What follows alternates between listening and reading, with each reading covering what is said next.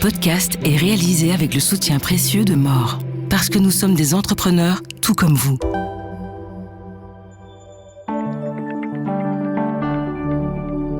Vous écoutez le Trends des marchés, le podcast de la rédaction de Trends Tendance. Je m'appelle Loïc Streuss et avec notre invité Éric Joly, nous abordons la performance record de l'indice Nikkei et l'impact de la nomination de la première ministre japonaise sur les marchés.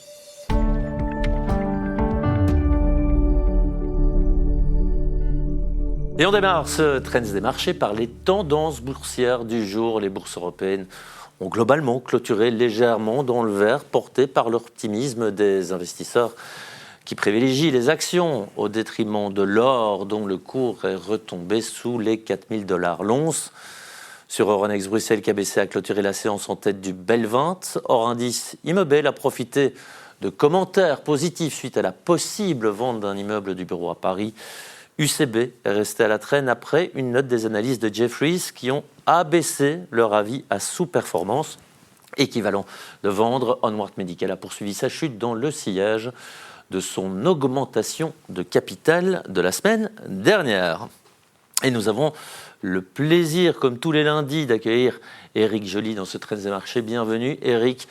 Donald Trump est au Japon et c'est l'occasion, dès lors, de se pencher sur la situation financière et économique du fameux pays du soleil levant et des marchés qui réagissent positivement à la nomination de la première ministre, Sanae Takaichi.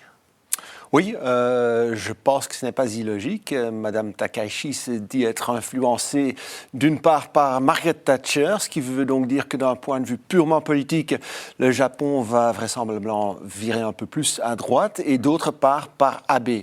Maintenant, il faut savoir que... Ex-premier ministre, Shinzo Abe. Tout à fait. Il faut savoir que pendant de nombreux mois, Mme Takaichi a plaidé pour que le gouvernement japonais dépense davantage afin de stimuler l'économie, même si ses propos ont été modérés quelque peu pendant les dernières semaines.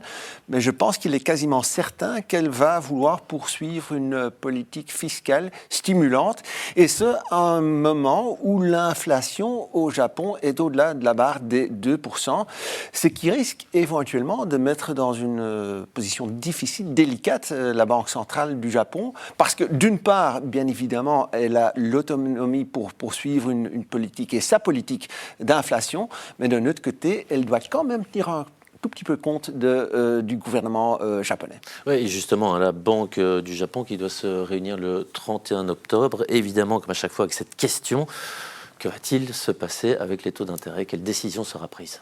Je pense qu'à court terme, rien ne changera. Pour rappel, déjà dans le courant du mois de septembre, il y avait 2 administrateurs sur les 9 qui étaient en faveur d'une hausse des taux. Maintenant, la Banque du Japon va attendre jusqu'à la dernière minute et elle va continuer à étudier toutes les statistiques. Mais comme je viens de le dire, je ne pense pas qu'il y aura un changement fondamental dans les jours à venir. Ce qui est très important pour la Banque du Japon, c'est qu'elle continue à veiller sur l'impact des tarifs douaniers, d'une part, et elle doit aussi surveiller la situation sur le marché US, qui est un marché qui est très important pour eux. Alors, le Japon a plusieurs problèmes domestiques, et notamment un problème qu'on connaît ici, c'est la population qui est vieillissante. L'année dernière, 30% de la population japonaise avait plus de 65 ans, et dans 20 ans, ce pourcentage atteindra 40%. Et ça impacte évidemment plusieurs domaines, notamment les pensions, mais ça risque aussi de mettre sous pression les dépenses en matière de soins de santé. Donc, à vrai dire, ça impacte énormément de choses au Japon, et ça crée quand même une certaine inflation. Il ne faut pas oublier non plus que les salaires réels n'ont pas augmenté depuis un certain temps. On a vu que l'énergie est devenue beaucoup plus chère, à tel point qu'à certains moments, le gouvernement japonais avait quand même décidé d'octroyer de l'aide aux ménages japonais. Il n'y a pas que le prix de l'énergie qui a augmenté, aussi le prix du riz.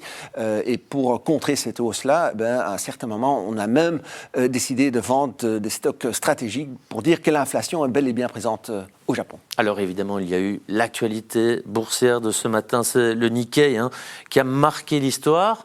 Il a franchi le cap des 50 000 points. Oui, tout à fait. On a été jusqu'à 50 560 points, si je m'abuse.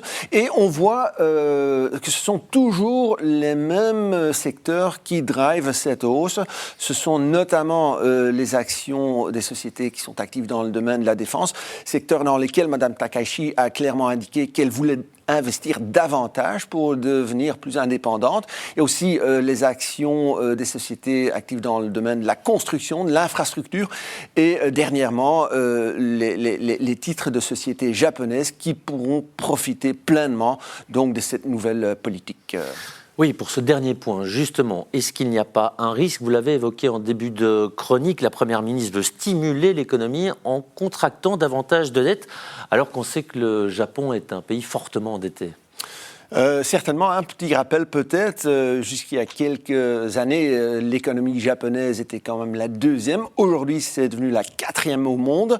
Malheureusement, en ce qui concerne la dette, le Japon occupe la deuxième position au sein du top 3, juste derrière les États-Unis, avec une dette de 10 000 milliards de dollars.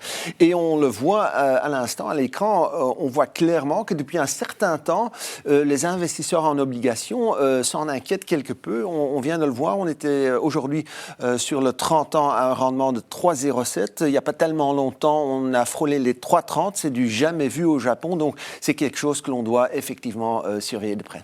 Eh bien, merci Eric pour cette judicieuse analyse, et permettez-moi de vous rappeler que Donald Trump fait une tournée en Asie, et évidemment le point d'orgue de cette tournée, ce sera une rencontre avec Xi Jinping, ce sera jeudi. Merci Eric. Merci à vous.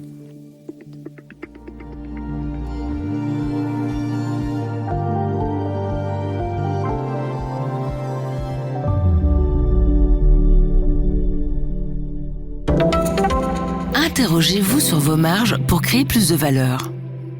Gagnez plus sans vendre plus. Analysez vos marges produit par produit et découvrez où l'argent s'échappe ou dort. Mort, parce que nous sommes des entrepreneurs tout comme vous.